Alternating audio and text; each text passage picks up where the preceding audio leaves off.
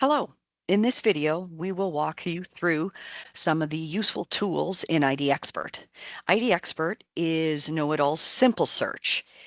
It adds spectra together in various ratios in an automated fashion to best fit that curve or that spectrum you have given it.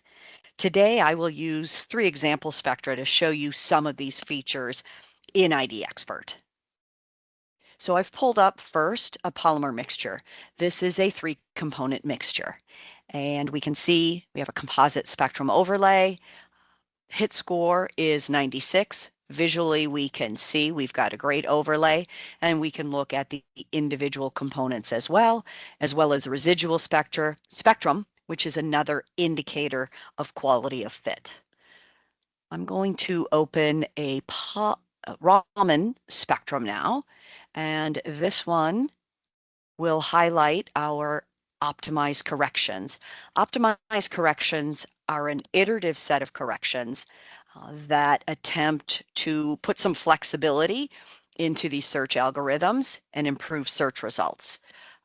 I have the optimized corrections turned off, and we can see this Raman spectrum, which is actually of mint candy. We're getting very wrong answers. Thyroid tissue, definitely not in mint candy.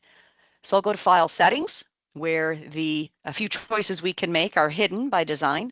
I'm going to turn the optimized corrections back on and then click OK for the search to continue. So in a few short seconds, KnowItAll will present to us a much more reasonable answer of a spectrum of a mint candy, D-sorbitol. So the other feature I'll show you is our deformulation. And pull up this spectrum. Okay, so KnowItAll has the ability to search all of the spectra, which include both trade name entries and spectra with recognizable chemical names. So here, Acolon, it found the trade name. The match is 100%, which means it's the spectrum against itself. What we can do to find out more information, click on this info button and it'll pop up the property information that we have. Here's the chemical description. We see a polymer and an inorganic filler. Certainly I can do an internet search, or I can come over here and click pure compounds. And so now KnowItAll software is removing the trade name entries and looking for answers with just recognizable chemical names. And we can see the single component is not a very good match. The spectral overlay leaves some peaks out, not very good peak shape. And so now it's continuing to look for multiple components.